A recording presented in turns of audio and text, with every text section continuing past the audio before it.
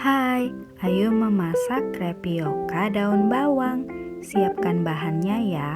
Tepung tapioka, air, telur, daun bawang, dan garam.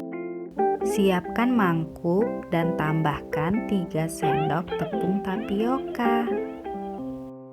Lalu tambahkan 5 sendok air dan sedikit garam. Aduk rata semuanya.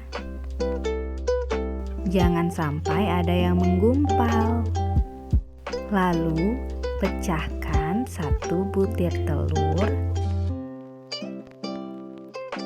Lalu kocok telur dan adonan tepung tapiokanya hingga tercampur rata.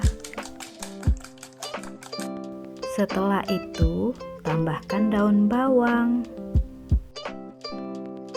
Lalu aduk hingga tercampur rata.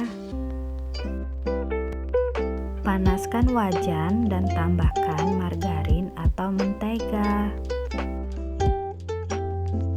Lalu tuang adonan ke dalam wajan.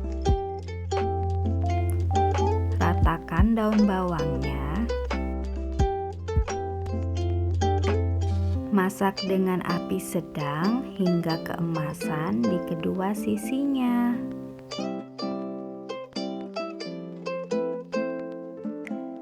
Lalu angkat dan letakkan di atas piring.